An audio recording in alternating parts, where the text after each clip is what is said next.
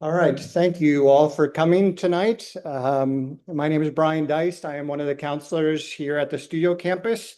We also have our counselors from the PL campus, Miss Monica, Mr. Henry, and then Miss Fremstad is the other counselor here at Studio. She's making some extra copies for us right now. But anyway, we appreciate you coming out for the financial aid seminar. Um, I am very grateful for Becky Priest. She's our presenter tonight. She got her start when she was in college at Washington University in St. Louis, working in the financial aid office, and fell in love with financial aid and all things financial aid. I don't know how that happens personally, but that's what her experience was. And so she worked in the financial aid office there and has been involved in financial aid throughout her career. She's currently the college counselor at the Cambridge School down in San Diego.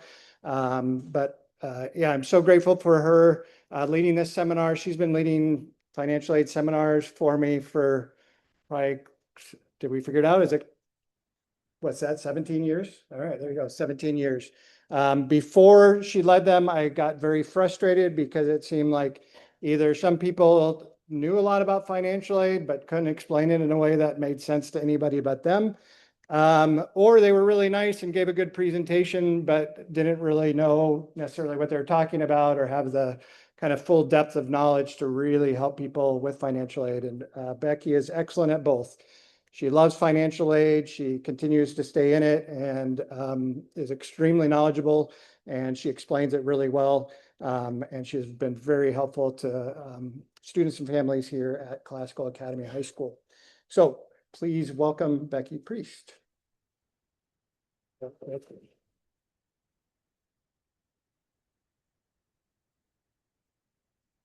Thanks, Brian. Monica and Jenny. Thank you, CAHS, so much for having me again this year. I am really pleased to be here with you all tonight. Just a couple housekeeping things as we start this evening is that number one is that we are going to go for probably over an hour. So buckle in. And but if anybody, of course, needs to leave at any time, I'm not going to get my feelings hurt because I know we're all busy, we're tired, we have other things to do. So if you need to leave, I'm not going to take it personally that you don't like what I'm saying. So do what you need to do tonight. And if you're tired and you need to get up and walk around, that's fine too. You're not going to distract me. So no problem there.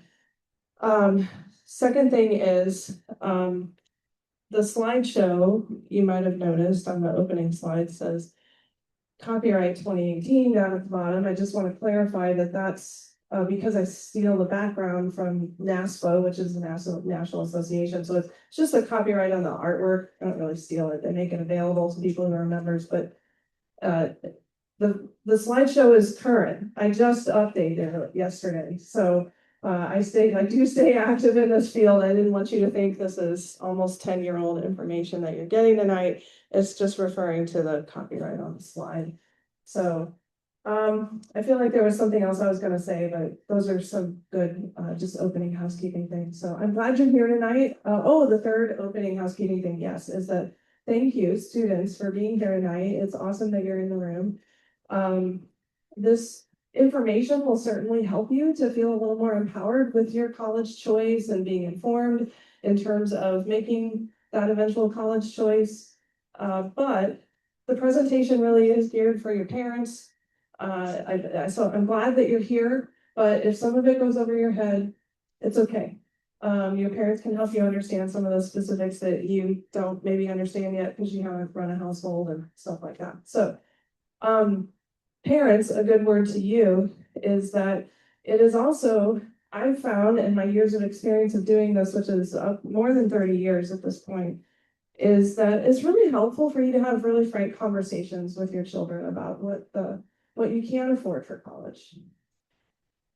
I know it's a sensitive topic to talk about, our children and our money. Those are the two probably most private things other than, So besides this, those are sensitive things that we take great pride in and try to protect is our money and our kids. And so I realize those are big issues. And so bear with some of this tonight. Take it with a grain of salt. My goal is that you're going to come out of tonight being really informed. because this matters to me a lot. So I learned financial aid in an office that was very ethical and at a college that has a lot of money to spend. And it wasn't until I left that arena that I realized how much people are taken advantage of in this process and how much misinformation is out there. When I moved to California and I was doing financial aid consulting at a test prep firm, and I was just meeting with average families who weren't, applying to my college because I worked at a college. So is when I realized the breadth of misinformation that's out there and the depth of the scammers that want to take advantage of you in this process. So I am very passionate about you getting really good information about understanding the national landscape of financial aid, how colleges work, different types of colleges, different categories of colleges. So I'm going to be very broad, but also very deep tonight. So I'm going to give you a lot of general principles, and you're going to leave with hopefully being very, very well informed about what's true and what's not true out there and how to sort the garbage from the truth, because that's super important to me. When somebody says something like, well, I heard that, fill in the blank. When it comes to all of your college misinformation, so the misinformation isn't just out there associated with financial aid, it's out there associated with the college application process in general. And I know that from now working almost 15 years as a college counselor at a high school, is that it's hard to sort some of that stuff. And so when you hear somebody say, well, I heard that, I would encourage you over, whether you're a senior or a freshman or somewhere in between, that you go to the source when you're trying to find the information. College websites and people who work at colleges and people who work at high schools have their ear to the ground. They are the primary source of information. And almost any other type of website that's out there, while there are some good ones, they are not always accurate. They're not intentionally inaccurate, but they just can't paint the full picture for you. As Brian was kind of saying earlier, is there's a lot of people who work even in my field who can't even say the name of the form correctly. So one of the forms you're going to fill out in the college financial aid process is called the FAFSA. But when somebody says the FAFSA, I start raising a lot of questions about what they even know if they can't even get a 5-letter acronym right. So there's anyway, you get kind of the idea of my own background and why I feel like this matters a lot is that I care about making sure that you're getting good information when it comes to applying for college.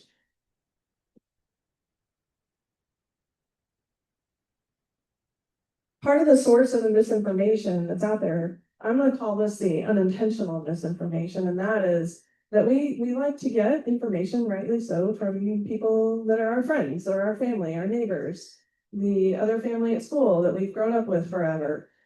The problem with that when it comes to the college and the financial aid process is that every family situation is unique, intensely unique. And so just because another family might look exactly like you does not mean that that is how the process is going to go for you. There are a lot of variables in this picture. All of these bubbles that point to what are you going to end up having to pay for college. And if any one of those factors is different between you and another family that you think looks like you, even slightly different, or it may even maybe even all of those variables are exactly the same, but it's another year, it's a different year that you might be applying to college, then the landscape can entirely shift. The situation can be entirely different, even if one of those variables is slightly different. So that's what helps this process feel very confusing. This is what contributes to it, is the misinformation is most of the time not intentional, because somebody just wants to learn from somebody who went through it the year before them, and yet the landscape can entirely change at a college just in one simple year. And it can be as simple as something like last year, the Wall Street Journal came out with their own college rankings, and they said Babson College is the #2 college in the country. That's a small college in Boston. Guess what happened at Babson? Because they were featured in the Wall Street Journal. #2 behind Harvard. Okay. their applications increased by over 100%. Okay, and that meant they could be a lot more picky with who they let in that year. And that meant they could give out less financial aid because now they were more in demand. And so that's just one small example of how just a small shift can massively change an outcome for you. Or let's bring it home. What about the California State Legislature? What about community college here? What about some initiatives that are going through? So, what about the economic situation? What about Congress? What about our government shutdown right now? So all of those things can have rippling effects. You get the idea. The point is, don't make any assumptions before you find out the truth, before you've had the time to do the work of investigating things and understanding what is really going on at a college. Sometimes we make mistakes in the process, and so these are the three most common ones. And I've been doing this a long time, so I've kind of seen it all. I've seen families assume that their smart kid is going to get a wonderful merit scholarship. So students, if you're a great student, congratulations, that's awesome. But it does not always translate to colleges rewarding you for that. We'd like to all think it should work that way, but it usually doesn't. So parents, I hope that helps you to also know that maybe you can realize that a lot of what happens in this college process isn't always dependent upon your child getting a higher test score or a better grade. And so that helps us to have more non-manipulative conversations with our children, okay? I forgot to ask, by the way, just so I can kind of get a feel for who's here tonight, how many of you are seniors or parents of seniors? Wow, okay, that's a huge number. All right, awesome. How many of you are juniors? Sophomores? Freshmen? Okay, this presentation is really, I'm glad so many seniors are here, this is awesome. We're not going to spend a lot of time tonight talking about how to apply for financial aid. There are some slides on that at the end in terms of how to fill out the FAFSA, but this is not a seminar on filling out the forms. And the reason for that is because the forms are very straightforward. They're not hard to complete. I will also stay after tonight, and I'm happy to take questions as long as the room and the building can stay open. We usually run up against those time constraints. But the ideal spot to really start learning about financial aid and how the college financing landscape works is before senior year. So thank you, I'm glad you're here, seniors. You'll still learn something. It's not too late to maybe course correct if you need to after learning some stuff tonight. But if you were here with as a junior or younger family, that's actually the better place to learn about some of this stuff, so that you can be prepared ahead of building the college list. Because we make assumptions. And so another assumption is that a lot of families assume they're not going to qualify for need-based aid. Well, you can know if you're going to qualify for need-based aid. You have those tools to be able to know that as we get further into this presentation tonight. I've heard it all. I've heard families that make very little money come in and very humbly say, I'm so blessed. I make a lot of money, I'm really happy, and I just don't think I'm gonna qualify for any aid. And I say, well, give me an idea of where your income is. And they might tell me something like $50 or $60 or $70,000, which is not anywhere close to enough to make it and live on in California, okay? And I say, oh, you are gonna qualify for a lot of need-based aid. Really? Yes, you will. And I've had the other end of the spectrum too. I'm never going to forget the conversation I had with a dad that made $700,000 a year, being angry at me for telling him that he wasn't going to qualify for any need-based aid. I said, sir, you have really good news here in this situation. The good news is that you don't have to fill out any financial aid forms. And the second piece of good news is that you have a lot of money to be able to pay for college. The only bad news part of that is that you have to pay for college. So I think there's a lot of assumptions that can be made when it comes to, am I going to qualify for need-based aid? Is my child, if you're the student, going to get any kind of merit scholarship? And that's part of my goal of this presentation tonight, is that you be informed about this. I also don't want you to look at a sticker price for a college and automatically say, that college is too expensive, we're not even going to bother to apply. Because depending on the type of college, it actually might turn out cheaper for you than other types of colleges. So that leads us to the way I do want you to think, and that is I want you to be able to think in categories. So there are types of colleges and they award aid differently. I'm going to come back to that time and time again in the presentation tonight. So if you can leave here with a basic understanding of types of colleges and how they award aid, then I will call that a win. But the biggest thing for you to understand is that you first have to start with what kind of aid are we even talking about to begin with? There are two types of financial aid. Every dollar of financial aid falls into one of those two categories. It's either merit-based, which has everything to do with the student and the characteristics or qualities or talents of that student, or it's need-based, which has everything to do with the amount of money and assets that the parents have. So you have to first understand that huge distinction, and it is huge. And some colleges only have one kind of aid. Most colleges have both kinds of aid, but there are places where you can do better with one or the other of those types of aid, and that's part of that strategy of building a college list intelligently, so that you have choices in the end that are affordable. And so when I meet with families at my school and I ask them, I say, look, I don't need to know what you make or how much money you have in the bank or anything like that. I just need to know what your affordability zone is. So parents, that's a starting spot, is to determine upfront, what is our affordability zone for college? So if you came here tonight looking for tricks and tips, like where Becky's going to tell me where I can get college free or cheap, that's not what tonight's going to be about, because guys, there's very few free and cheap places. College is expensive. That's the bad news right up front, okay? But the good news is that you can be armed with the knowledge so that you can know where to apply, so that you're not shooting in the dark and feeling like, I have no idea how this is going to work out. We might be able to afford this or not. We have no clue. But you have to start with knowing what your own affordability zone is. And parents, this is where it's really important that you communicate that to your children. Your children are resilient.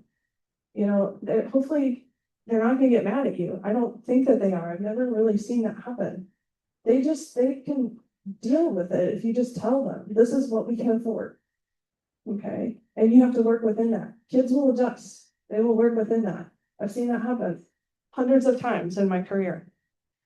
So what kind of financial aid is being offered? Is it need-based? Is it merit-based?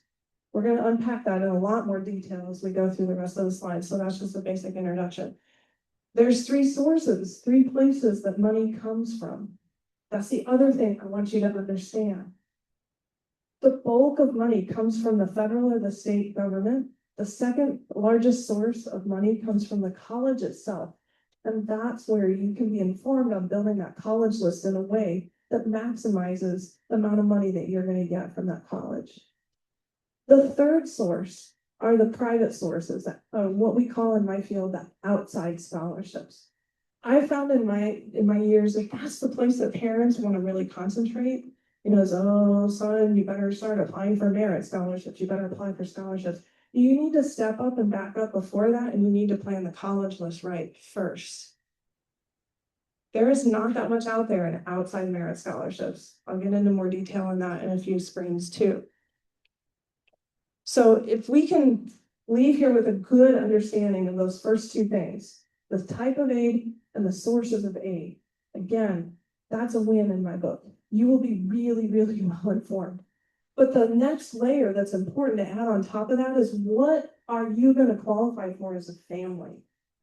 Based on those income and assets, what need-based aid may or may not be available to you, and how can you predict what you're going to get? There are calculators and formulas that are out there for you to use, and I'm going to tell you how to use them tonight.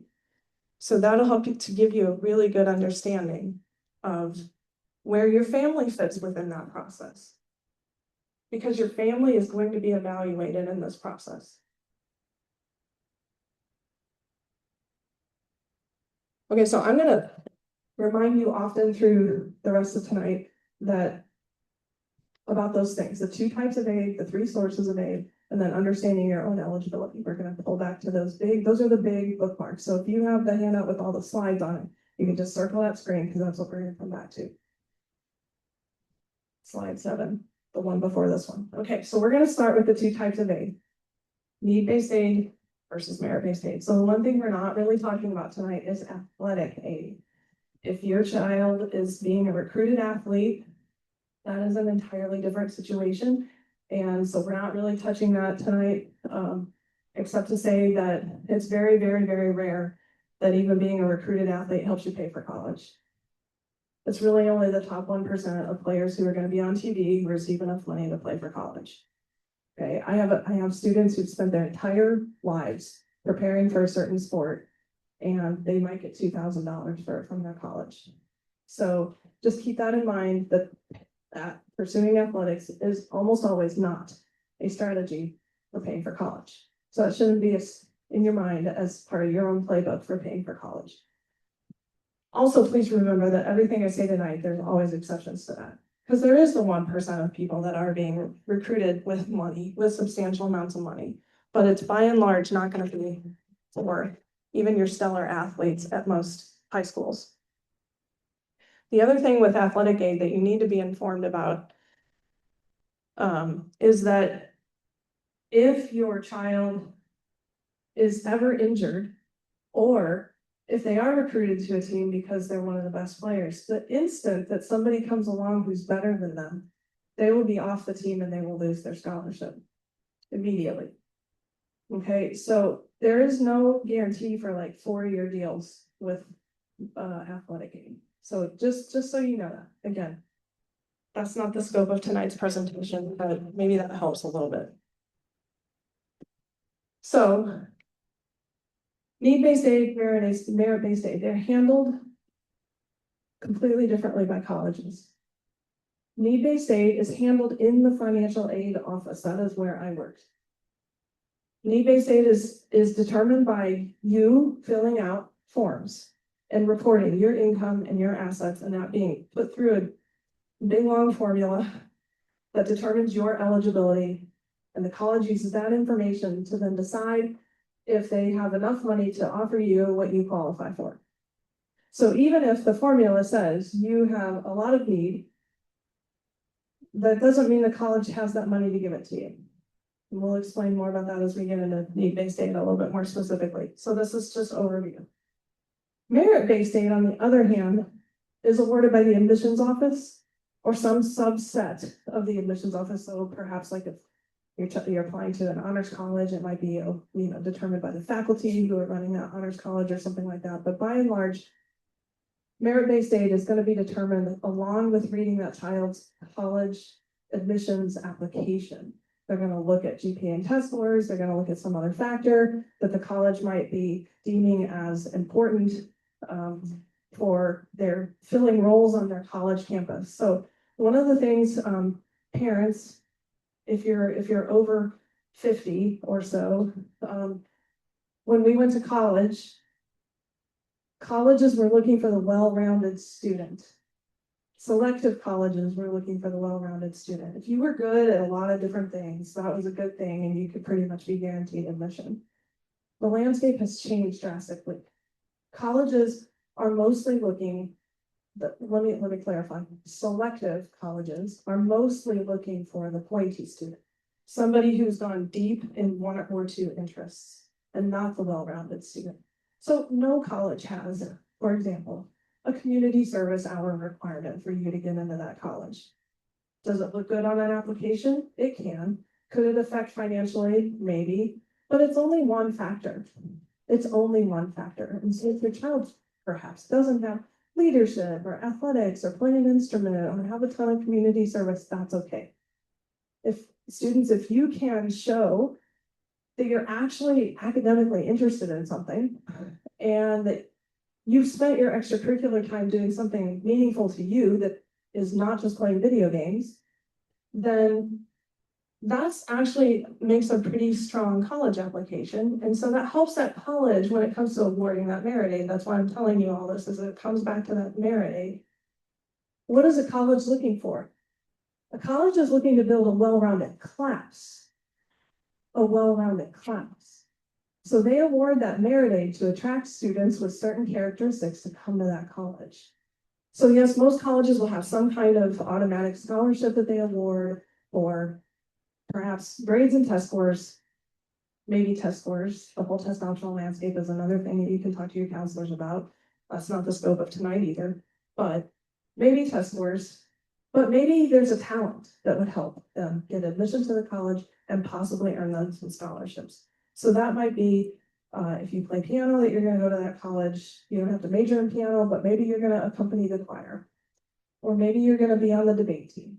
Or maybe you're going to run the stats for the volleyball team. Or something like that. There's money for all of those things at a lot of colleges. Not all colleges, but a lot of colleges. And so those are the types of things to think about when crafting that admissions application, or if you have younger students, to be thinking about how to invest time in the later high school years. That will help not only with admissions, but possibly with some of that merit financial aid. Okay. So that, again, that's just an introduction. Is there anything else on that screen? Oh, endowment income versus tuition income. So one of the ways that you can tell what kind of college you're dealing with, I'm going to talk about the old and the rich colleges. So think your colleges that are more than 200 years old, and they've had this huge amount of time to build these enormous endowments, like Harvard, Stanford, Princeton, Yale. A lot of the East Coast colleges, we have only a few here in California that kind of rise to that level. That would be like your Caltech, your Stanford, your Claremont colleges. Okay. Those colleges are hard to get into. That's what I mean when I say a selective college. It means they get far more applicants than they have seats to fill. And so they have the option to be choosy in who they admit and how they award their aid. That's a selective college. It means they have a very low admissions rate. All the way to colleges admit the vast majority of people who apply. Okay, those are open access colleges. And they have plenty of seats and they can make room for your student. Okay, that affects what kind of money that college has to offer. Is it an old and a rich college? That's a college that's living off of their endowment income, like your Harvards, who have a $3 billion endowment. Okay, most colleges have nowhere near that. Most colleges are living off of being able to keep the lights on and pay professors by the money that you pay in tuition. So again, if you think that, where can I get free or cheap college? There's very few places to do that because they need your $25,000 a year to be able to pay people and feed your student and keep the lights on. So they depend on that money. And so they're doing good. They don't have a lot of need-based aid, but what they do have is a lot of merit aid. Your endowment-driven colleges are the ones that have a lot of need-based aid that they're awarding. So that way they can be accessible to anybody from any background. And a low-income family can go to an endowment-driven college for oftentimes very little cost. Okay, whereas even a low-income family at a UC or a Cal State is going to pay a minimum of $10,000 a year. And you'll see about how that works as we go through this slideshow. Okay, so that's your introduction to the two types of aid.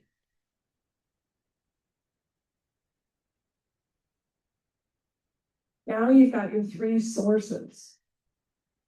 Where does the money come from? These squares are not to scale. Okay, if I made the bottom one to scale, you wouldn't be able to read it. Okay, the largest source of money that's out there is by far the federal and state government. It's almost 80% of the financial aid that's out there. The second source of money are colleges themselves. That's where I keep saying, let's build the list correctly. Let's build the list intelligently of where your child is even going to apply. The smallest source, which is 2% of the money that's out there, are the private scholarships that we as parents want our kids to focus on applying to, that are not going to even come close to paying the bill for college, and is such a small part of the money that's out there. So keep that in mind. So the first the first thing we're going to do is we're going to talk about government money, what is available from the government. This is a really basic screen. I'm going to go by this pretty quickly, and just to say, like, what are we even talking about when we're talking about financial aid? It's the things that are intuitive. You know what these are. There's free money, and there's money you work for, and there's money you pay back. Okay, so it's the same. This has not changed in 50 years. A typical financial aid package can include your scholarships and grants, your work study, and your loans. And yes, loans are part of financial aid. From the financial aid office perspective at the college, loans are for sure financial aid. We'll talk, I have some screens toward the end of the presentation about student loans. So we will talk about those tonight. Okay, before we get to the government aid, I want to let this screen settle in for a second. So take a minute to look at this, the bad news screen.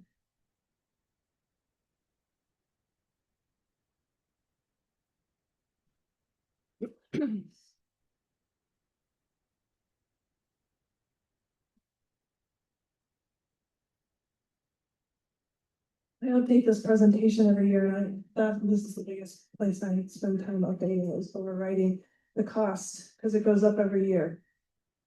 A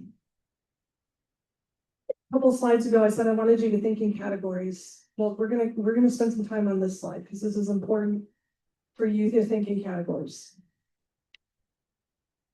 I've said a couple times that the type of college matters in terms of what money is going to be available from that college. So right here, you've got a very broad swath of how to think about 3 types of colleges.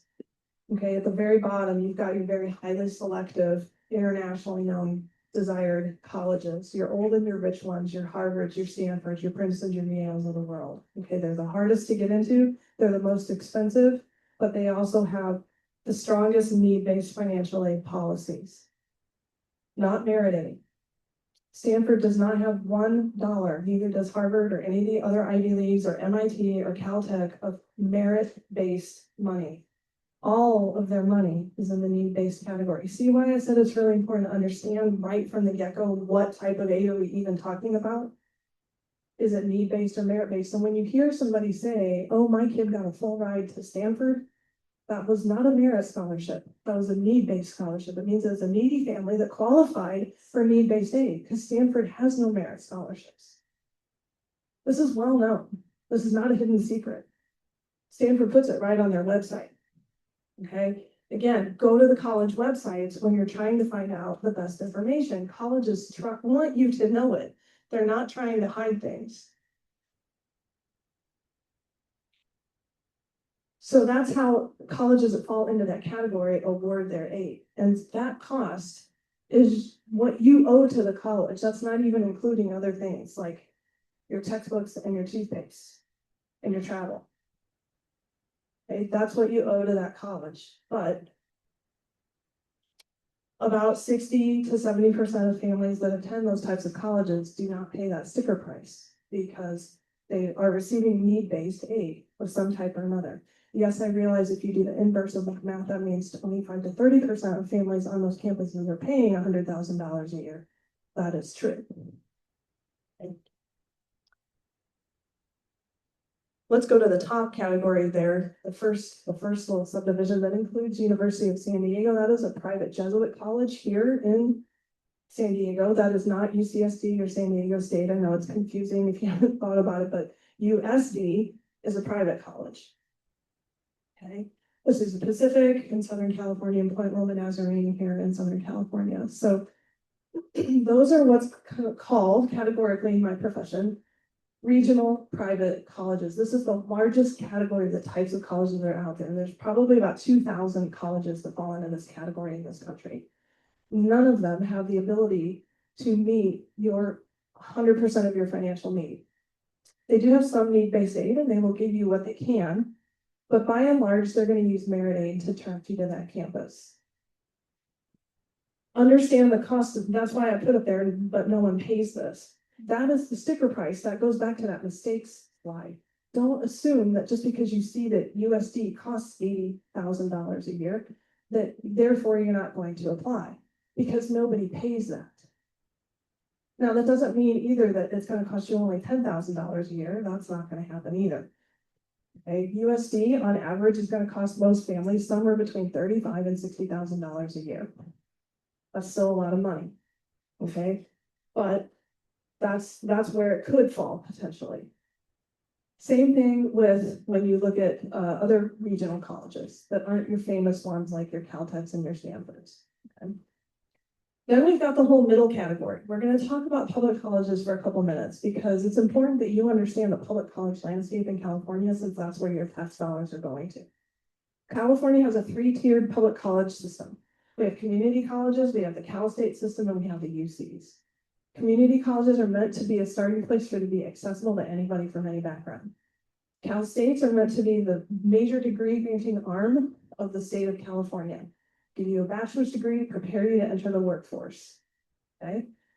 They have research at the Cal States, and there are 23 of them spread out throughout California, 23 Cal State campuses. We have 2 of them here in San Diego, Cal State San Marcos and San Diego State. We're part of the Cal State system. Okay. Outside of community college, which I'll talk about that more in the later slides, we have a great community college system here in California. Really accessible, really affordable, really great professors. They have honors colleges, they have all kinds of programs from vocational ones to ones that help you to transfer to a 4-year college. So outside, and they are your cheapest option. So if you came here tonight going, I hope Becky tells me what the secrets are to affording college, here's your secret. Your secret is your most affordable option is the Cal State in your backyard and living at home and commuting. That keeps your cost of college under $10,000 a year. You will not find that almost anywhere else. 80% of college students in this country, 80% of college students in this country go to colleges that cost less than $10,000 per year. So if that is your family's affordability zone, that's your answer. There's your secret. And if you're like, okay, I've heard enough and you need to go ahead and leave, that's fine. Because then, yay, I've done my job. Now you are totally informed. The minute your child goes to live on that campus and you want them to have a 4-year residential experience on that campus, that raises the cost of that college almost $20,000 instantly. So that's what I'm referring to there. The R&B is room and board, or otherwise in the yellow highlight, housing and food. What does it cost for your kid to sleep and eat on that campus? Almost $20,000 a year for that residential experience is going to be added on top of whatever the tuition is. So let me explain those numbers with the Cal States. So the Cal State tuition set by our legislature is $6,450 right now. Okay, but none of the Cal States only charge that. Then you add your $17,000-ish for room and board. There's variability in that. Do you pick the old dorm far away or the new dorm and you have a single that's close to everything? There's going to be a cost differential in that. Do you pick the 21 meal a week meal plan, or do you pick the 15 meal a week meal plan? There's going to be a cost differential now. So that $17,000 is ish. Okay. I realize that $6,450 plus $17,000 does not add up to $29,000. Okay. No, I did not fudge my math. What I did was, realistically, what most people are going to pay when they go to Cal State is about $30,000 a year, because while the tuition is set at $6,450, every one of those 23 Cal States has the ability to add fees that they deem appropriate at their campus. And so San Diego State costs more than Cal State San Marcos for just that tuition component. But on the high end, San Diego State and Cal Poly and San Luis Obispo are the 2 highest cost Cal States in the Cal State system. Their tuition alone, or the tuition plus the fees that they add at their campus, totals about $10,000 a year. And then you add that room and board, and that puts you at almost $30,000 a year for Cal State. Okay, so that's the math going across there. All right, let's talk about the UCs for a second. Same type of situation going on at the UCs as the Cal States. However, there are 9 UCs. There's actually 10, but one of them is for graduate students only. That's UC San Francisco. Otherwise, there's 9 of them. We have UC SD here in San Diego, and just up the highway. On the 15, we have UC Riverside, and up the 5, we have UC Irvine, and it goes on up to Northern California. Okay.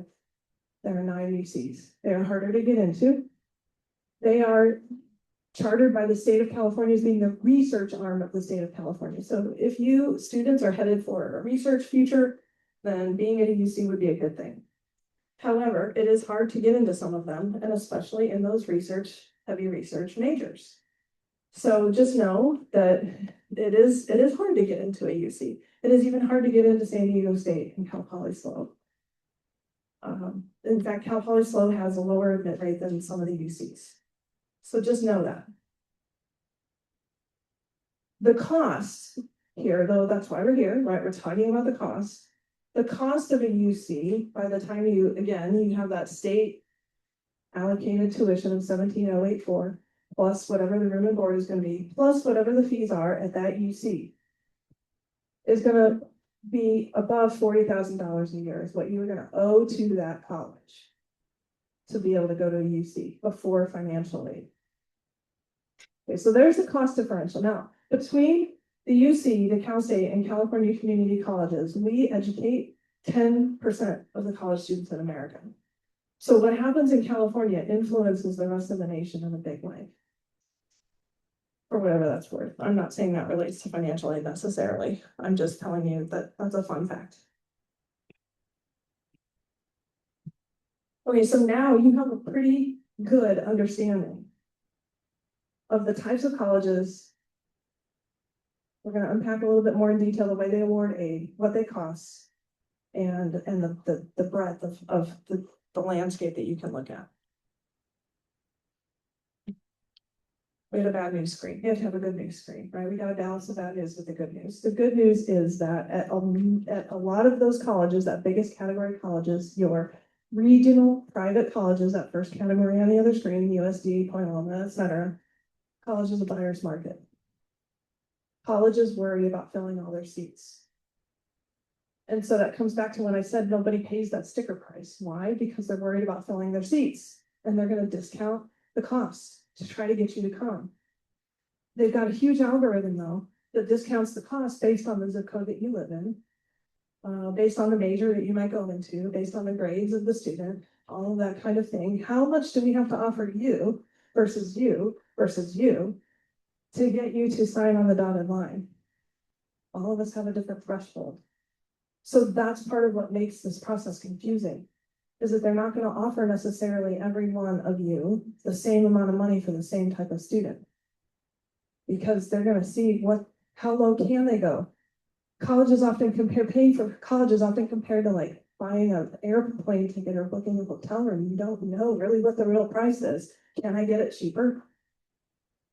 That's the way college pricing works in a lot of situations with that huge middle swath of 2,000 colleges in this nation. Now, everything I just said does not apply to the public colleges, the UCs and the Cal States, and it does not apply to your highly selective colleges like Stanford. Okay. The money at those colleges works a little bit differently. I also neglected to go over something that I want to go over. So I'm going to go back to this cost slide. I was just reminded that I did not talk about out-of-state colleges. Okay, that's why University of Arizona is on this slide. So when you look at a public college that's not in California, assuming you all are California residents, if you're a resident of California and you look at Arizona or Oregon or Colorado or Virginia or wherever you think you might want to go, those public colleges will charge you a premium to go there. That's called an out-of-state fee. We do the same thing. So that $40,000 plus cost to go to a UC, that's for California residents. If you're coming from out of state to go to a UC, the cost is $80,000 per year. Okay. Now at University of Arizona, a little more friendly to out-of-staters, you will only pay about $60,000 a year to go to University of Arizona. But again, maybe I shouldn't use University of Arizona. You will pay about $60,000 a year to go to University of Colorado Boulder. You will pay about $65,000 a year to go to University of Washington. Very popular flagship colleges, University of Virginia, University of Michigan, they do not offer any financial aid to out-of-state people. because they don't have to, because they're popular. So you're not getting a discount to go to those schools. But there are some states that do offer you discounts to come to those schools. So the reason I said maybe I shouldn't use University of Arizona is they actually do have some really good merit aid that they offer to out-of-state students. And in a couple slides, I am going to talk about, some of you are like already thinking of the WUI consortium. Some of you are like, what? So I will talk about that in a few slides, but I just wanted to introduce the concept. This is introduction to out-of-state pricing and how that works. Okay, so I think I said everything here I want to say. Yes, colleges worry about meeting enrollment goals and they're trying to attract you to their college by using financial aid.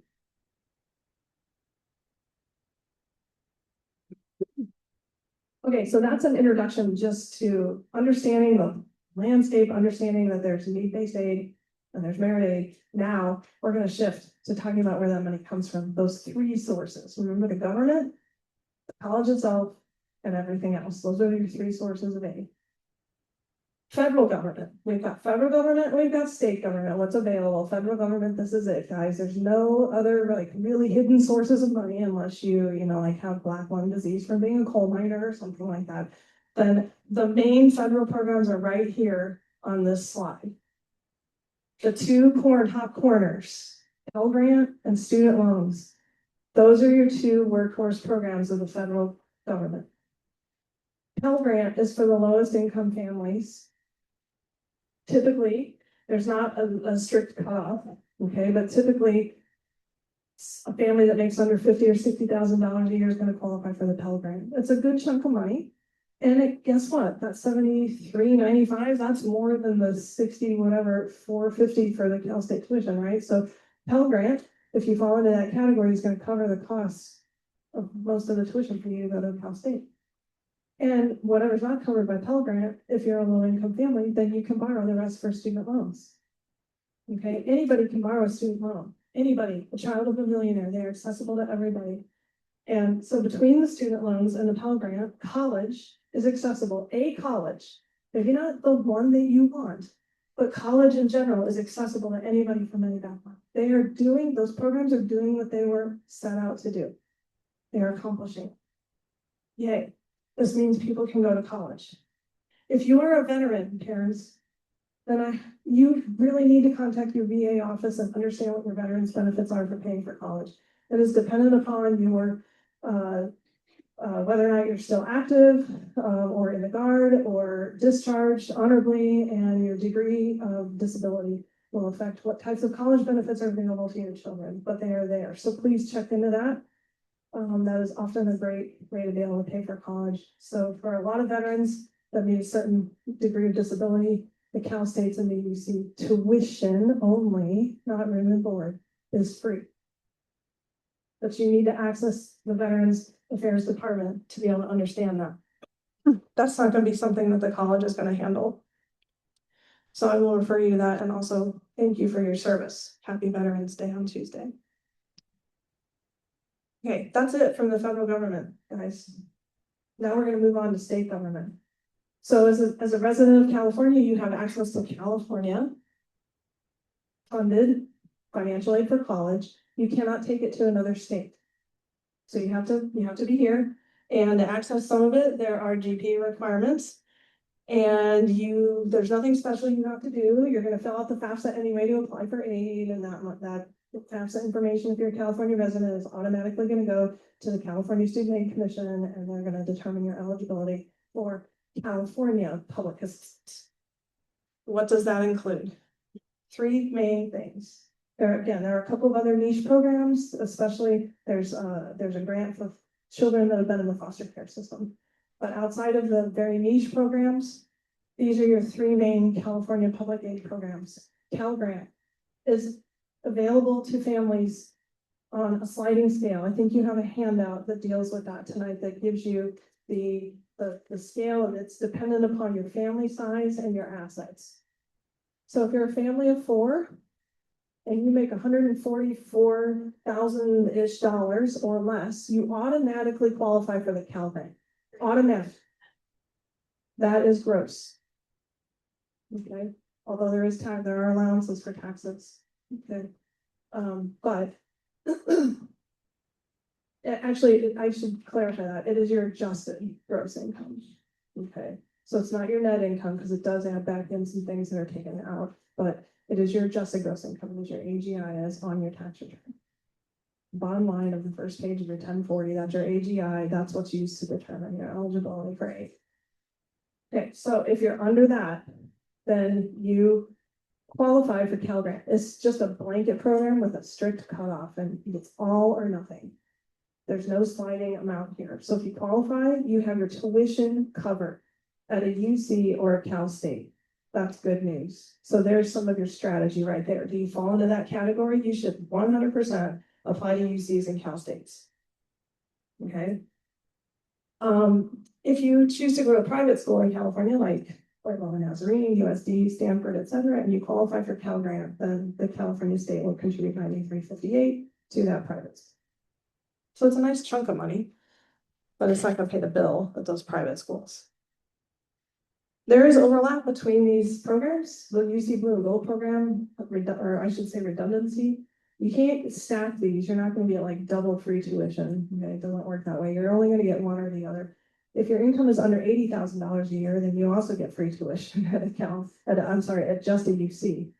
Okay, that's the UC Blue and Gold program. And then there's this other thing called the California Middle Class Scholarship that takes it from that 80,000, that was the cutoff for the one above it, and ranges for eligible incomes all the way up to, this year is $234,000. It goes up a little bit every year.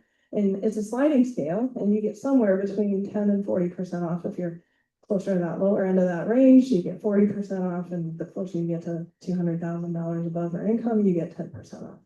Well, that's a little bit of savings, a little bit of coupon to recognize that, yeah, it's expensive as heck to live here in California. Okay, so we know that a family that makes $180,000 a year still can't write a check for $40,000 a year to pay for a UC. So it is a recognition that college is expensive and it costs a lot of money to live here. Guys, that's it for the state aid. So now you have one full source of aid, check, we've covered it.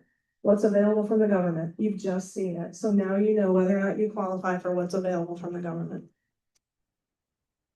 Now we're going to talk about money from the colleges themselves, but to do that, we have to talk about, again, we're going to come back to what kind of college is it?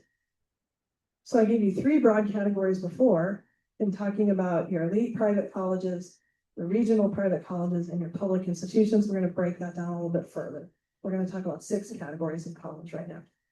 So this is just going a tad deeper. So I just covered government sources of aid. If you want to apply to a UC or a Cal State or a community college, you know from previous 3 minutes of my talking whether or not you qualify for any of the California or government aid. If you do not qualify for that government aid, then you need to pay full price at a UC or a Cal State, period. There's not really any in between. There are a couple merit scholarships, but they're not the kind of things that pay the bills at those colleges. Okay, so you cannot depend on your child winning a merit scholarship from a UC to pay for college. It doesn't work that way. You either qualify for the government money or you're paying full price. The UC website says 54% of families who go there pay no tuition. Then on the opposite end of that, we've got the elite private colleges, which I've already covered in great depth, but I'll just reinforce again that there are only about 70 of these in the country. 70 out of 4,000 colleges in this country, there are only 70 that fall into this category. These are your old and your rich colleges. Most of the time, they have no merit scholarships. I've already said that. I'm just reinforcing it in case you were having a personal timeout. Okay, no merit scholarships for Stanford or Harvard, etc. But they meet 100% of financial need if you qualify for need-based aid, because they're old and rich. And because they have the pick of the best students in the country, and so they can't possibly parse between an Olympian and somebody who's invented a new element in their basement. Everybody's worthy of merit aid at those colleges, and that's part of why they don't offer any. Next set of colleges, we've got your out-of-state public flagships. I've already named a couple: Colorado Boulder, University of Michigan, University of Virginia, UW. Okay, those colleges you are going to pay full price for because they are popular, and you will pay the full out-of-state price. It doesn't matter if you qualify for the federal money, the Pell Grant, then you'll get the Pell Grant. But if you qualify for the Pell Grant, you can't afford to pay the $65,000 a year to go to those colleges. So yeah, those are off the table. You don't even have to like toy with the idea of applying to those if you know you can't pay $65,000 a year. Why bother? Right. It'll be like it's usually, she asked, how do you know if it's a flagship school or not? Your counselors can help you know that, but it's typically, if it's a flagship school, it's typically going to be determined by, do they have D1 football and are they on TV? Are they popular? Okay, that's going to be the biggest determiner. It's usually the ones that are University of. So like here, we have 9 University of Californias because we're so big. But University of Washington only has 1. University of Arizona only has 1. University of Colorado only has 1. But they all have a lot of state level institutions like we do. So Western Washington, Eastern Washington State, Arizona State, Northern Arizona, Colorado State. There's about 10 of those in Colorado. So that's how you determine like what's the flagship and what's not. Okay. Now there are exceptions to those out-of-state public flagships, like University of New Mexico is the flagship college for New Mexico, but you're not going to pay full out-of-state price there. And we're going to talk about that in this next one. So public colleges that offer out-of-state student scholarships. And how do you know this? I know I'm just adding like questions like, how do you know, Becky, if they are going to be that like a Boulder that doesn't offer any money or a University of New Mexico that does? Go to their website. They'll tell you right there. And I'll show you a screenshot in a couple slides that helps you to understand that. But one thing that you can understand is that is the WUE consortium. WUE stands, pronounced WUE, stands for Western Undergraduate Exchange. It has its own website, which is wishy.edu, which WUE, who knows? But anyway, that's their website. And you can go there to look at all the Western states from Colorado on Western, including Alaska and Hawaii, both North and South borders. All of those Western states are consortium together to offer California students a more affordable way to come to the public colleges in their states because they know that we're overpopulated and our public colleges are impacted. Theirs are not. They would love to have you come there for the most part, with the exception of University of Colorado, the University of Washington, so your few flagships. The rest of them offer discounts for you to go there. Now, this is part of the confusing part of the thing is that it's not a standard discount and it's not at every one of the things. So like Oregon State, even though they're state level institution, they don't participate in WUE, but Northern Arizona University does. Arizona State does. The Colorado States participate. Western Washington University participates. They're great ones. But University of New Mexico, I love because you can get University of New Mexico if you have above a 3.0 GPA for less than a Cal State. And they're not impacted and they have brand new dorms and all kinds of really cool things. So, and I'll show you a screenshot for New Mexico in a few minutes, but that's that fourth category to help you understand that a little bit. Check out the WUE schools. They are great options. And your counselors here can help you know what those are, but they're going to tell you that you better have looked them up first so that you get an idea of which ones you're even talking about. Next 2 types of colleges, or the last 2 types anyway, at least in terms of how I'm breaking them out, are all of those 2,000 regional private colleges. We're going to break those into public categories. Okay, and the differentiation between number 5 and number 6 is how popular are they? What is their admit rate? Is their admit rate somewhere between like 30 and 50%? So they're still selective. They're still admitting fewer than half of the students who apply. Or are they more of an open access college where the admit rate is over 50% at those colleges? That's a rough line. Like this is Becky's thinking on this. Okay, as a broad piece of advice, this isn't like somebody decided this and I'm calling it this. Okay. So, because again, the more competitive the college gets, the less they have to give you money to make you sign on the dotted line. So the more open access they are, the more they worry about filling their enrollment goals. and filling those seats and paying that tuition. And so they're going to attract you at that merit aid. And that's category number 6. Private schools that will pursue you badly. They want you to come, and they will discount and discount and discount to try to get you to sign on that dotted line and come there. Now, they're not going to take a loss on you. They're not going to take a loss. This is not a formula for cheap and free college. It's still going to cost you. I think the cheapest, what I see in my years of doing this, from looking at my own students' financial aid award letters, is that kind of the lowest cost that you're going to get a private school for is somewhere about $30,000, either side, plus or minus. With a notable exception of Grand Canyon University, which I know is really popular, because they recruit on all of our high school campuses. Okay, that is one place where you can get college, a private college, a lot cheaper. But when you're talking about Point Loma or Whittier or Loyola Marymount or others, you're not going to get them much less than about 30,000, and that's going to be for the best of the best students. Okay, so now you know a lot more about how to intelligently build your child's list. Are you qualifying for state and federal aid? Are you admissible to what kind of college? And what do they cost, even at the best case scenario?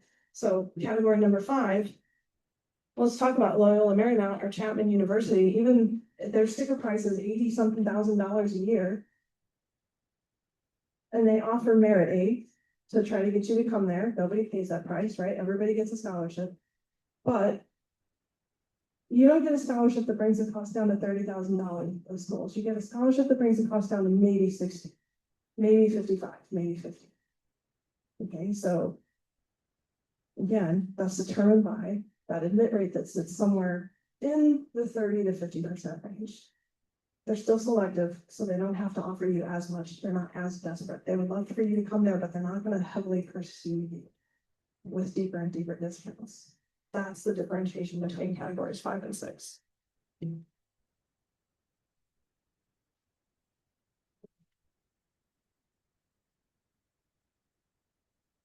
Here are just some screenshots to reinforce what I've been saying for the last 15 minutes or so.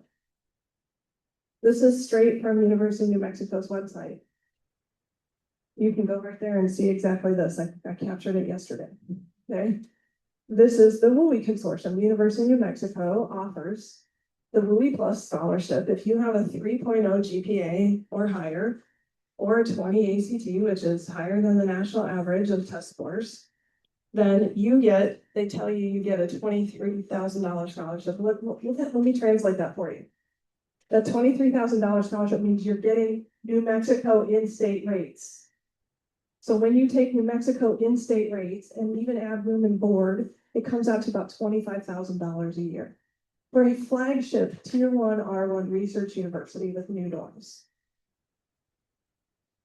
which is less than you will pay to go to a Cal State that are designed to be commuter colleges and where your kid's going to be booted off campus after the first year or commuting and are impacted, and that you're probably not going to get through in 4 years. So these are serious considerations, like, New Mexico just became a little more attractive. Some of you guys are going to write this down. All right, so you can also get like whatever that difference is between the 23 and the 17% wise from their cost off if you have a 2.0 GPA, 2.8, I'm sorry, not 2.8 GPA or higher. Okay, screenshot from Point Loma Nazarene University. These are tiered scholarships. This is right on their website. You can go right there and see it. Okay. Better than pictures that you might be taking right now. Okay. This is, some colleges will actually publish how they are awarding their merit scholarships. So a tiered scholarship meaning start with the high end of GPA and test scores and offer the most amount of money and go down to a certain point. This is part of that everybody gets a scholarship rubric. You're not going to pay the full sticker price. And this is not all of the money that's available from Point Loma. They can give you more than this, because that's where, if you're going to accompany the choir, or be on the debate team or run the stats for the volleyball team, you're going to get more than this. Those are stackable tiered scholarships that's kinds of things that Point Loma and the colleges in that category number 6 on the previous slide are going to do to attract you to come to that college. Third screenshot is from Stanford's website. So we have not yet covered understanding eligibility for need-based aid. We're getting there. That's coming out next. All right, well, not quite next, but almost in a few slides. So this is part of that whole rubric of understanding, like back to the mistakes slide of don't assume that you're not going to qualify for need-based aid. Don't assume that you're not going to qualify, because the more expensive the college, the more you might apply, the more you might qualify for need-based aid. Even if you have a really healthy, robust income that allows you to live nicely here in Southern California, you might still qualify for some need-based aid at those expensive colleges. And you may or may not be able to read that, but let's just go to the bottom of the chart, the $300,000 to $350,000 income at Stanford, you're still getting almost 26, the first column, 26,758 is what you're going to get from Stanford in need-based aid off of their almost $100,000 sticker price. So you can make a really healthy income and still not pay $100,000 a year to go to Stanford. It's still a lot of money. It's $75,000, but you get the point. Okay, so that's a little bit about how that works. We're going to talk about more about need-based aid in a few minutes. All right. Summary. Take a breath for a minute. We've talked about, we're on the 3 sources of aid. We have covered government aid. We have now covered aid from the colleges themselves and building your list intelligently. Now we're going to spend a couple minutes just talking about the everything else, the private sources, the outside scholarships, the ones that parents would want to chase. Okay. I do not recommend that most students look for outside scholarships. That may sound counterintuitive to everything that you hear out there. I have 30 years of financial aid experience. I have not, with the exception of 1 or 2 students that I know who are ultimate rock stars, who like have planets named after them and have won international science fair competitions, have been on Shark Tank. I'm serious. Those things are real. And they win the Coca-Cola scholarship, or they win one of those big deal Intel scholarships or something like that, that are $25 or $30 or $50,000 one time for 1 year. So that's not even paying for 1 year of college, folks. Every other scholarship that's out there, small amounts of money, one time, when your kid has to do a lot of work to apply for them. Is it worth it? Is it worth it in your house? You say, well, Becky, every dollar counts. Does it? You already have to pull your kids' teeth enough. Sorry, kids. To keep their room clean, to apply to college at all. And now you want them to apply for an outside scholarship that might get them $1,000 or $1,500, or maybe even at the most $2,000. That's not going to go far toward paying that bill. It's just not, you guys. I know there's popular websites. I know there's podcasts. I know there's people who've been made famous. Like, look at my app. You can pay for college if you work hard at this. If you work hard. And I'm talking 20 hours a week working hard at applying for outside scholarships. They have all said that. If you listen to those podcasts with those people that have invented those websites, that's the amount of time that families are putting in applying to those outside scholarships. And they still only get a few $1,000s one time. It goes for freshman year. That's it. Then you're back to sophomore year, knowing not how we're going to pay for college anymore. Okay. There are not giant pots of money that go unclaimed every year. There's just not. We've proven this statistically. And so when somebody says they're going to find you unclaimed or hidden money, walk away, because they're not living in the reality of working in a financial aid office and really understanding how money works to help pay for college. There are anecdotal people, but there are also rock star football players who get to be on D1 teams and are recruited. And yeah, there are kids who get into all 8 Ivy League institutions. But it's like a handful of kids each year. On one hand, a handful of kids. We're not talking about, this is not the way to go about paying for college.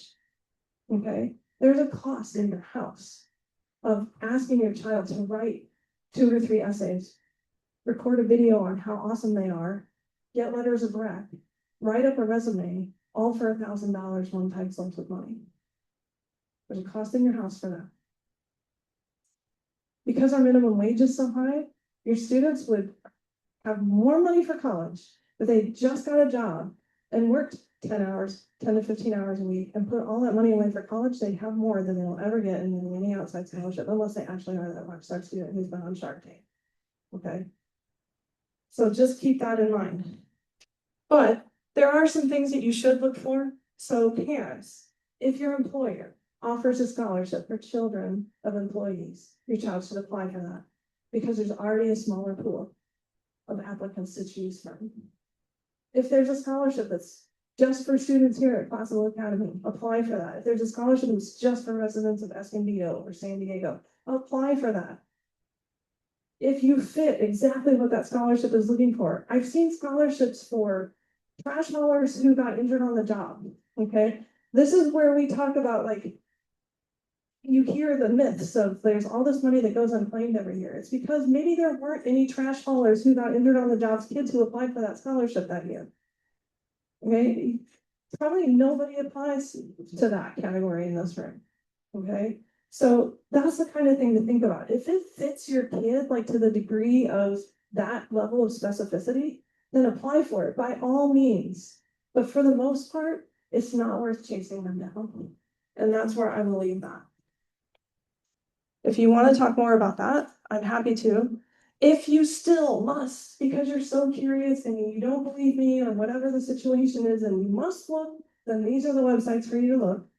Okay, but they're still gonna give you a bunch of garbage that you have to sort through and it takes hours and blah, blah, blah. There are a ton of legitimate college scholarship search engines out there, a ton of them. Legitimate ones that aren't trying to scam you, but they all have access to the same 3 million scholarship database data. The best one is goingmerry.com because it is the only one that does not sell your child's information. Everybody else is selling your child's information.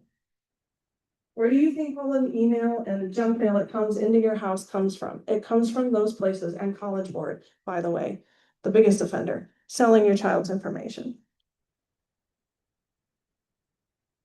You can also look at high school guidance office postings that they post here at school. You should pay attention to those. All right. Don't be scammed by scholarships. You can read that later. All right, we're gonna move on. Okay, we've now covered almost everything that was in that slide number 7, except for that last category of knowing whether or not you qualify for new basic. So if you need to stretch and take a quick break, you can do that.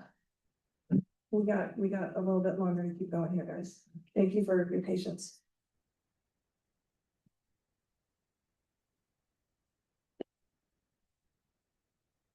Understanding need basic. This is my wheelhouse.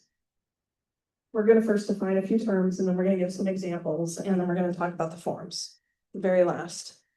All right. First definition, what is the cost of attendance? Seems pretty straightforward, but there's actually things that go into this that you might not be aware of. So you all know that you have to pay money to a college, but there's other costs associated with going to college, like driving there or flying there, possibly having to get winter clothing, having toothpaste and deodorant, and those types of things. Those are all things that are actually part of the cost of attendance of a college. Every college is required to post on their website by the federal government their cost of attendance, COA, that's what we call it. Okay, so it's your billable expenses and your non-billable expenses. Well, billable to you, but not from the college. Okay, so those are the types of things sum up into the total cost of attendance. Next term I'm going to define is your student aid index, or your SAI. This is what you get as a result of filling out the FAFSA. I know I haven't even explained the FAFSA yet, but just stick a pin in that. This is what you get as a result of filling out the FAFSA. If you have older children who went to college, or sometimes some websites aren't updated yet, it used to be called the EFC, or the expected family contribution. That changed 3 years ago. It's now called the SAI. It means the same thing. Okay, it's basically an index of, this is the output of you putting all of your income and asset information on the FAFSA and other forms. And the output is your student aid index. Okay, now I want to clarify something here. The FAFSA and the FAFSA people, who those are, no such thing. The FAFSA does not award you the aid. The FAFSA is the data collection form, and then that information gets sent to those colleges, and the colleges determine whether or not you're getting money from the state, money from the federal government, or money from the college. Okay, so it all happens in the college financial aid office. Okay, so just to clarify that. So your student aid index is the number that goes from the FAFSA to all of the colleges that your child is applying to. And they goes to that financial aid office. And the financial aid office uses that number to then build a need-based financial aid award for you. We're in the need-based category now. Okay, we've switched gears. We're not talking about merit anymore. We're talking about need-based aid. It's going to collect parent and student income and asset information. So students have to fill out a part of it. Parents have to fill out a part of it. Which parents fill out part of that? I'm going to get to that in a second. Harvard used to have a quote on their website. And they said, we realize that the student aid index is already an unfair number. Nobody likes it. Nobody looks at their student aid index and says, oh, that's what I was hoping I would have to pay for college. It's always higher than you think it should be. It is always higher than you can write a check for. Just to give you an example, a family that makes $150,000 a year, your SAI is going to be about $40,000.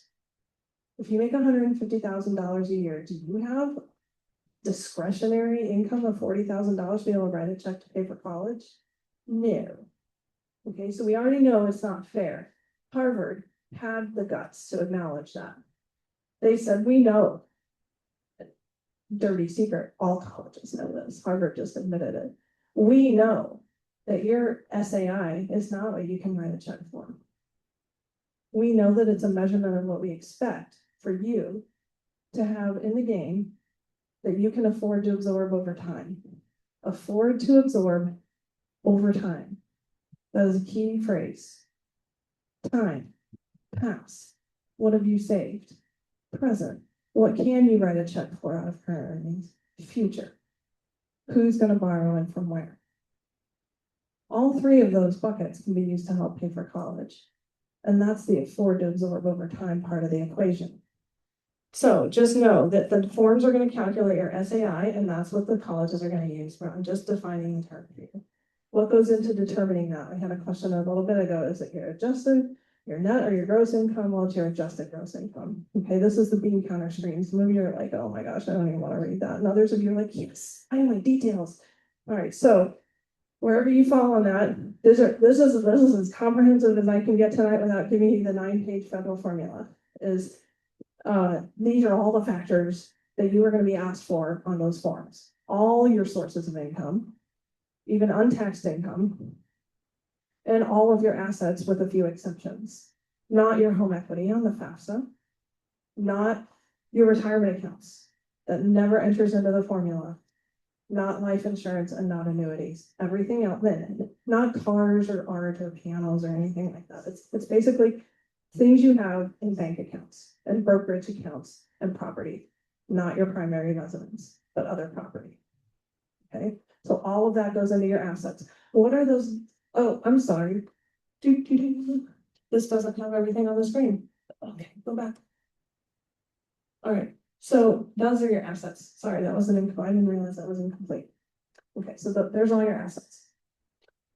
The formula, why is number in college crossed out? The formula used to take into account the number of people you have in college in your house at the same time, which is pretty normal if you have more than one child. That they're probably close enough together that they're be in college at the same time. The formula used to take that into account. It no longer takes that into account. Okay.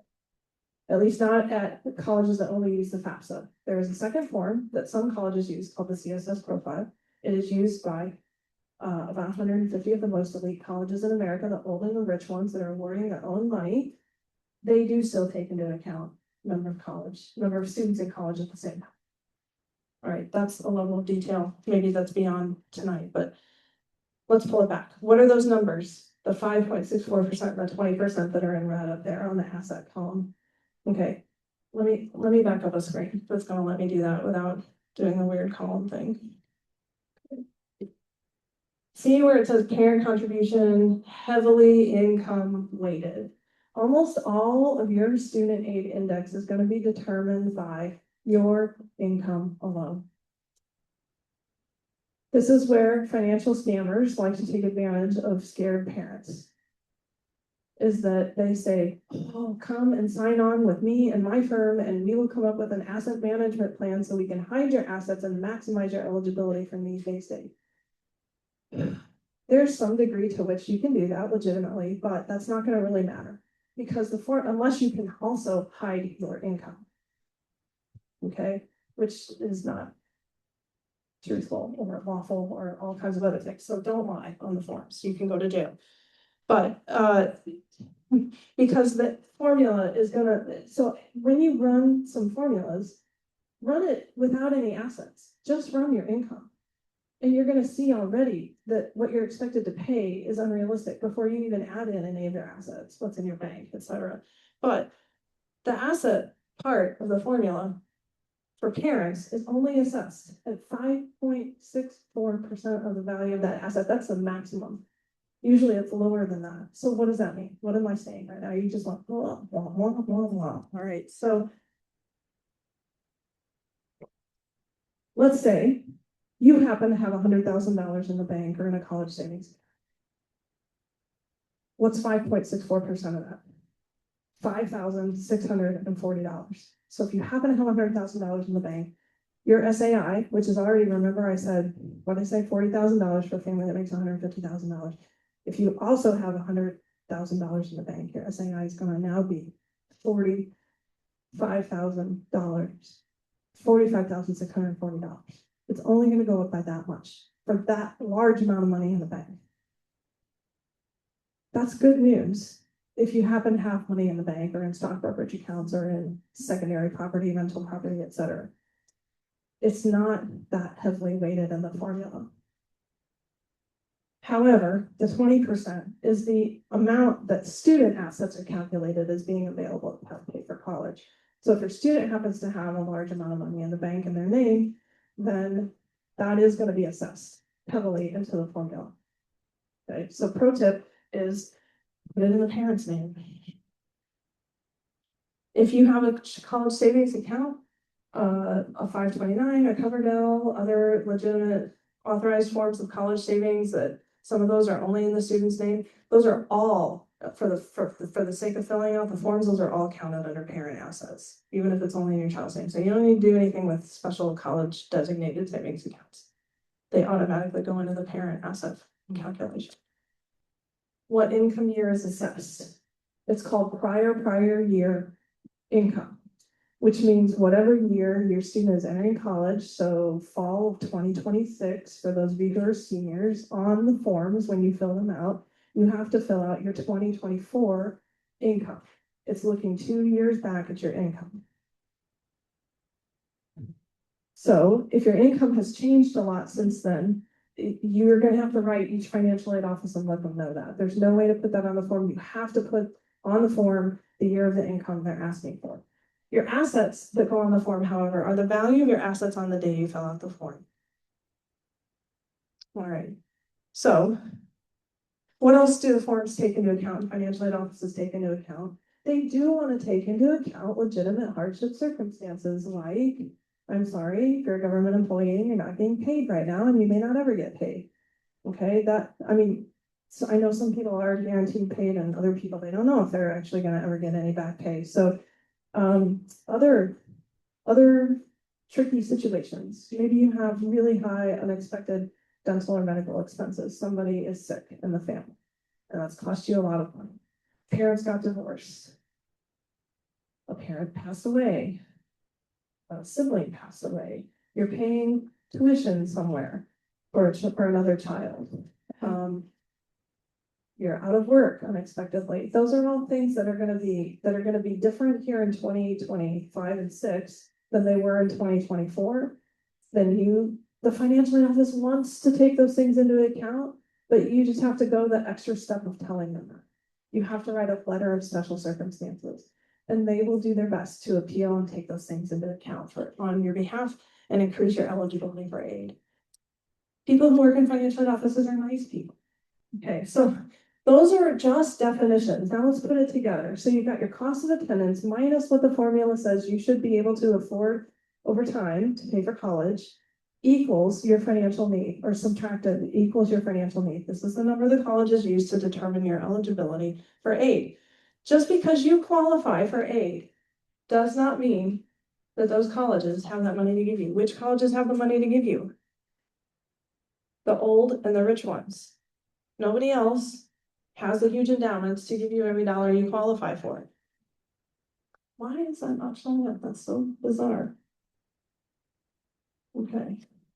So here are 4 examples. Let's take a fictitious family. You filled out the forms and it says your SAI is $10,000. What you should be able to pay for college is $10,000. Just to backwards calculate that, a family that's going to have an SAI of $10,000 is typically a family that's going to make $70,000 to $80,000 a year. Again, what? Who making that much money has $10,000 to write a check for college? No. Okay, but anyway, that's what it is. So your SAI is your SAI. It goes with you from college to college to college. So where does it matter? It matters in the cost of that college. That's why we spent the time defining that. That's why I put that equation on there. Simple subtraction formula. Okay, the cost of the college minus this fictitious family's $10,000 contribution to college results in what you're eligible for. So a community college, the cost of that college is less than your SAI, so you're not getting any money at community college. However, at Cal State San Marcos or San Diego State, where the cost of attendance is $30,000 and you can pay $10,000, you are eligible. Notice I said eligible for $20,000. That doesn't mean you're getting it. What type of aid is available at your public colleges?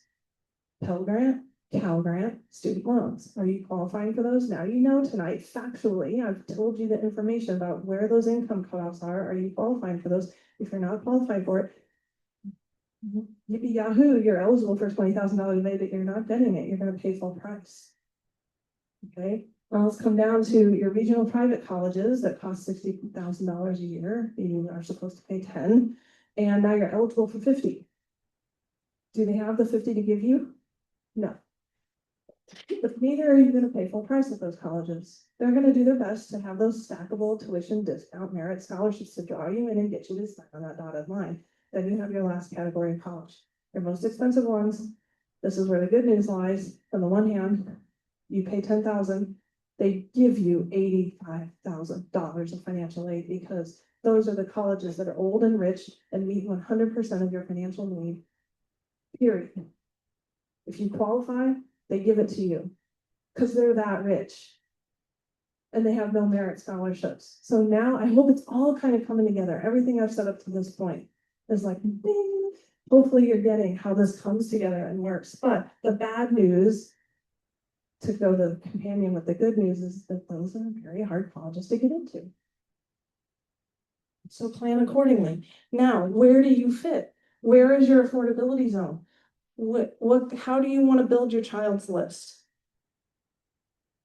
This is what financial aid award letters can look like from those colleges. I'm gonna kind of go past the screen pretty quickly here. Just to say on the left-hand side here, you've got an actual real financial aid award from a Stanford type of college where they're gonna package a student loan, maybe a work study job, and then they're gonna give you the rest out of their old and rich endowment. And then you've got your Point Loma type college over here, same family, the $10,000 fictitious, situation here, where they're going to make it look like you have $50,000 of need and they're going to make it look like they're giving you $50,000, but they're really not. Be careful in reading those award letters because what's in that award letter? What's in red?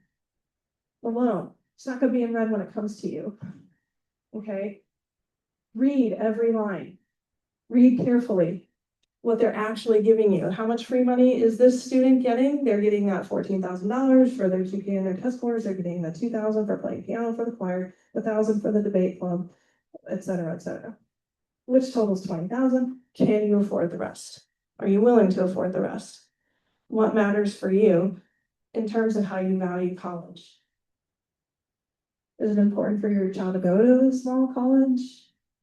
Is it important for them to go to a large tier 1 research university? Is it important for them to stay close to home? Are all colleges created equal? That's a question every family has to answer differently. Okay. And I've seen families make decisions on both sides of that coin. Lots of families say, we're starting a community college. That is dumb to pay for an expensive college when they don't have to. And I've seen families fall on the other side of that coin and go, we're affording that college because we believe it's valued higher and we're going to sell our house to pay for it. Okay, so every family is going to make a different decision. Your family needs to make the decision that works for you. in terms of how you build that list. And you need to have honest discussions with your child. You can also run, how do you know what you qualify for? What is your SAI going to be? You can run those net price calculators on a college website. They're mandated to be there by federal law. So if you just type in name of college and the words net price calculator, you'll get taken right to that page on that college's website. Okay. And you can run those. It takes 5, 10, 15 minutes tops to run a scenario to see what is that college, what is my SAI going to be? What do they think I should be able to pay for college? What is this going to look like? Please do that homework. That's important. And then to communicate with your child and parents, be the parent. Set the parameters. What is our affordability zone? Do not let your child have a blank slate. Don't jeopardize your entire financial future if you can't afford it. Don't do that. So I've already really covered everything that's on this slide already, implicitly, and the other things I've said. This is just more of a strategy. I think, Brian, are you guys making these slides available somehow? Yeah, okay.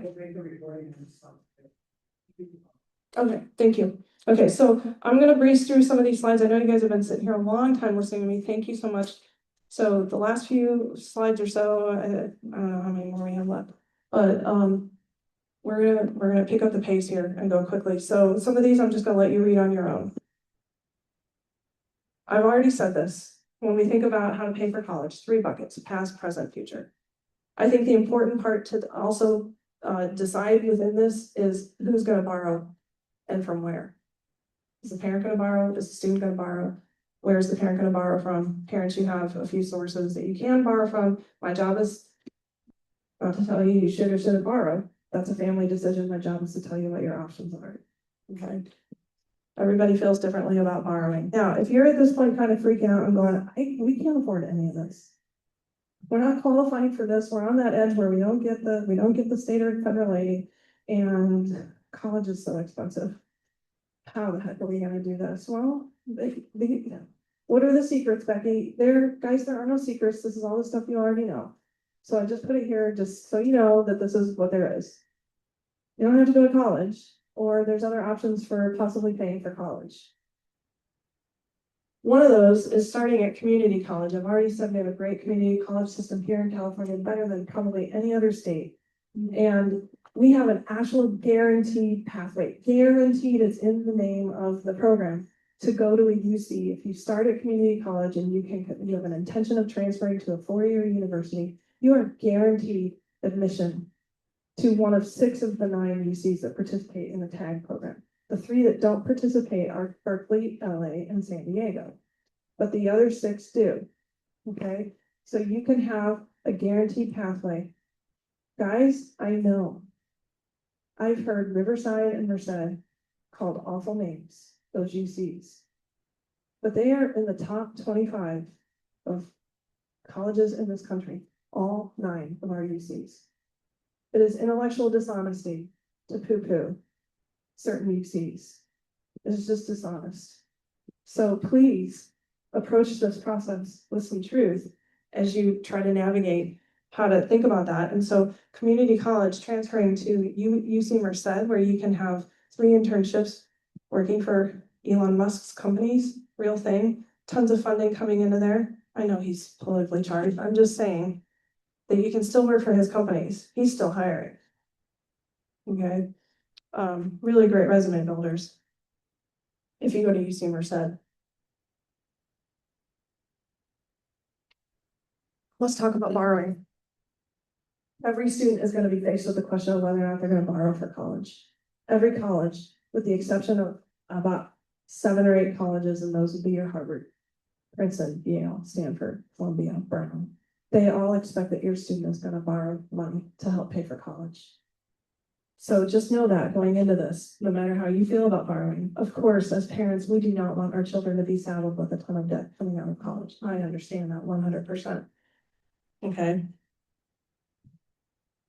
But it's an expectation because it's the only way that students can contribute to their own future. They haven't worked and earned money, and you can no longer work and earn your way and pay for your way through college. You just, unless it's community college. There's been a lot of studies done on that. It's impossible to pay for the cost of college by just working and earning money anymore. Okay, some of you may have done that, parents, and when you were younger. The cost of college is far outpaced the amount of money that you can actually earn. So, some good things to think about in terms of borrowing. Counsel in favor of student borrowing. Number one is it's good for your child to have skin in the game. Been a lot of studies that show that kids who have college totally paid for by mom and dad cut class, don't take it seriously, flunk out, party too much, don't use their time wisely. Whereas if they know that they're going to be responsible for paying off some of that college bill after they get out, they actually manage their time pretty well, and they go to class and they take it seriously. So that's a huge reason right there for your kid to borrow. Number two reason is that it helps shave off some of that cost that your parents have to pay. How much cost does it shave off? We're going to get to that in a second. So I know there are all kinds of horror stories in the news about all these people that aren't paying off their student loans or in huge amount of debts. But the good news in this is that if you stay within the federal loan limits for student loans, you're only going to graduate with $27,000 total of student loan debt for an undergraduate degree, assuming you don't get it done in 4 years. Okay, $27,000. I'm not sure you can buy a new car for less than that anymore.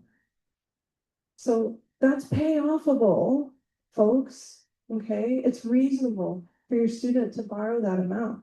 How much can they borrow under the federal loan program? There's two loan programs, subsidized and unsubsidized. And if you sum the underlying numbers, or you sum that 2,000 on top of the 35, 45, 5,500, then for freshmen, you can borrow 5,500. For a sophomore, you can borrow 6,500. And for a junior and a senior, you can borrow 7,500 each year. That totals your $27,000. Okay, if you have to borrow more than that as a student, that's a red flag that college is costing too much and you should look at other options. You can go to your bank or your credit union and take out, number two, a private loan for the student borrower, but the interest rate is very high for those. They don't have flexible repayment options, and parents, you have to co-sign. So you are on the hook for that money, and if your student defaults on that loan, they will come after your credit. Okay, so you have to be really careful when you're talking about going to private loans to help pay for college. It's not unheard of. There are two other main options for parents to borrow, and that is a PLUS loan. And then also, if you own a home, you can borrow possibly from your home equity, a line of credit. Again, I'm just telling you what your options are. I know none of those are happy options, but they're there.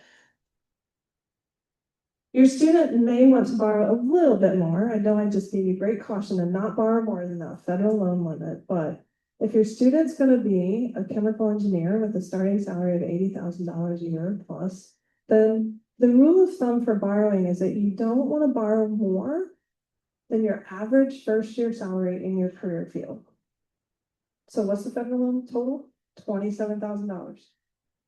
Can your child hopefully get a job coming out of college that makes more than $27,000 a year? Yeah, I think so, especially if you're going to major in chemical engineering. Even if you're going to be a teacher that might only make $40,000, $45,000, $50,000 a year, you're still far above that $27,000. What does that mean? That means those loan payments are going to be manageable as an adult. That's what that means. Those loans are payoffable. So consider those things when you determine how much you're going to borrow. What are my intended career options? I suppose being a starving artist is probably, then you might not want to borrow at all to go to college. All right. Now we're in the very last few slides, I promise you guys. We're going to talk about the forms for a couple minutes. Okay. So if you're a senior, it is now the time to fill out forms, period. Get it done. ASAP if you haven't already. So the first place you're going to start is with the FAFSA. That's the federal form, FAFSA.gov. Governmentforms.gov extension on the website. If you go somewhere else, you're in the wrong place. It doesn't take long. Don't be scared of the FAFSA, okay? You're gonna have to fill this out for almost all colleges in the US. There are very few exceptions, colleges that don't participate in the federal funding. Some colleges that I already said earlier may additionally ask a second form of you called the CSS profile. Okay, and that's a College Board product. The FAFSA is free. The CSS profile is not. Both of them, again, are just data collection forms, and they are sending that data to those colleges to then determine how they're gonna award that aid. Alrighty, so, those are the forms you need to fill out. And again, if your child has already applied to college, which they may have if they applied somewhere on the early cycle, then parents, you need to have filled those forms out last week. Okay, so get it done. That way a financial aid award can be made when your child's admission decision comes out. However, if your child hasn't applied to college yet, you still have some more time. But the deadline in California for qualifying for state aid for filling out those forms is March 2nd. So that's super, super important. But your child's not waiting till March 2nd to apply for college, so neither should you. You filling out the forms should align with when your child is applying to college. Students, you will have to fill out the forms too. You have to sign them. Who fills out the forms? It's basically the student and one parent. So if child's parents, biological parents, are married to each other, even in that married household, only one parent has to sign the form. Okay, and the child. If students' parents are divorced or never married, or we perhaps don't know where one of the parents is, they're unfindable, then in a divorce situation, the person who fills out the form, the parent that fills out the form is not the custodial parent. If you have a child who went to college a few years ago, this is another thing that has changed. Who fills out the forms in a divorce situation? It is the parent that has provided the most support for that child. That is very loosely defined. Okay, the most support. There's not a lot of federal guidance on that. I'll leave it at that and tell you that that's what the rule says.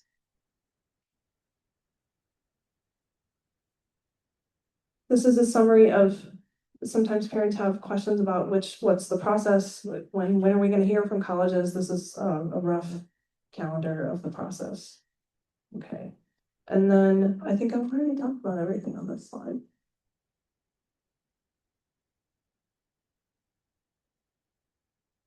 Okay, there's some fun facts about the FAFSA.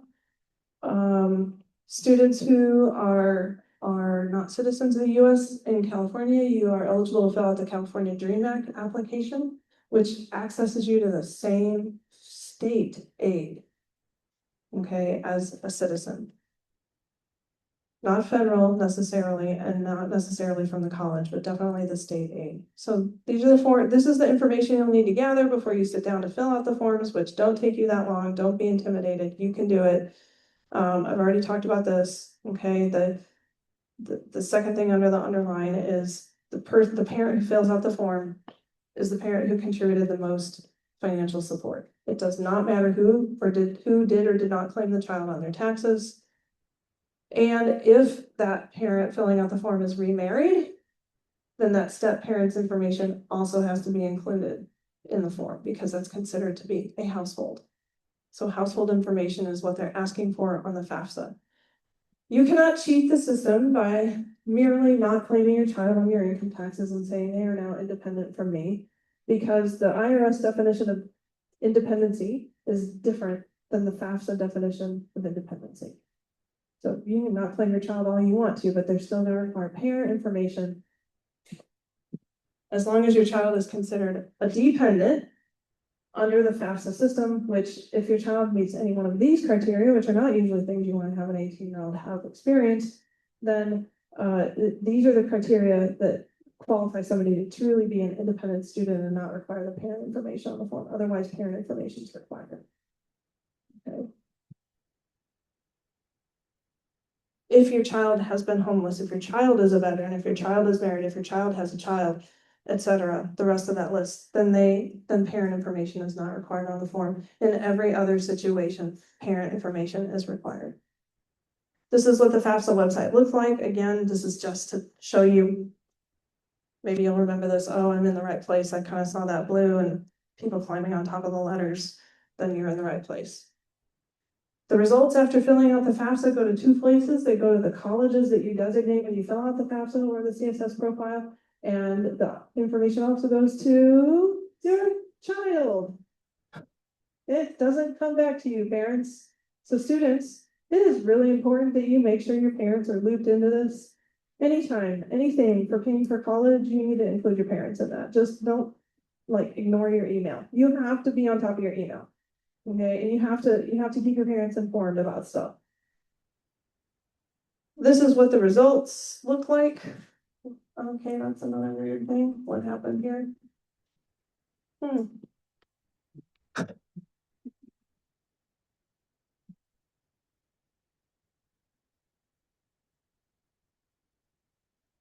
Okay, I don't know which program you have things in, so I'm messing with it. Thank you.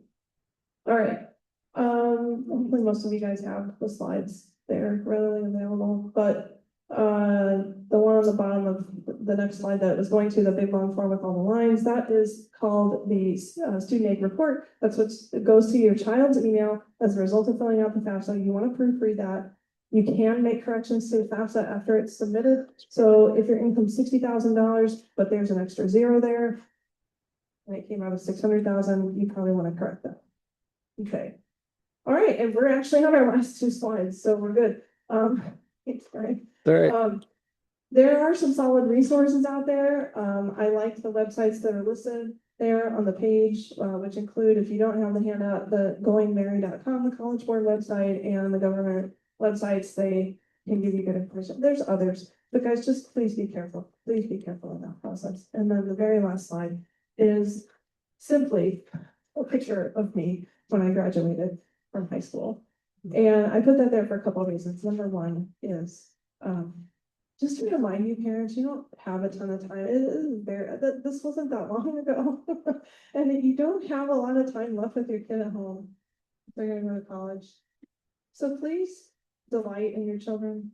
Delight in your children, bless them. Smile at them. Okay, encourage them. This is the last year, possibly, for most of you guys in this room. And then the second thing is, I realize again where we started. We're talking about your children, we're talking about your money, stressful situations. You're very stressed right now. I just want to speak as much peace to that as I can. And just to say that it's going to be okay. We have a saying in my profession, everybody ends up where they're supposed to be. Thanks. In other words, it all works out. Now that's not like, I'm not trying to be all karma about it, but it is like, it works. It works. Your child's gonna be okay. Take heart, take peace, make the best of what you can with the information that you've been given tonight. Okay. I was able to go to the college I went to because of a generous financial aid award. My husband tried to go to a lot of other colleges. They turned him down, or they didn't give him enough money, or his dad said no. And he didn't have anywhere to go to college, and his counselor made a phone call in June of his senior year, and he got to go to WashU. Different day, folks. That would never happen right now. But anyway, he got to go to WashU because of a generous financial aid award. Well, we obviously weren't married then, but we are now and have been for 37 years. So you never know why, what is happening behind the scenes that is unseen to you. That may be a really good reason why your kid doesn't get to go to some college but gets to go to another one. Okay, so just pull back, have a bigger perspective, parents. You're the mature ones, hopefully, and you've seen the long arc of life. Okay, and speak that blessing to your children that it's all going to be okay. All right, that's what I have for you guys tonight. So thank you so much for sitting here for so long, and I will stay and answer questions. Thank you.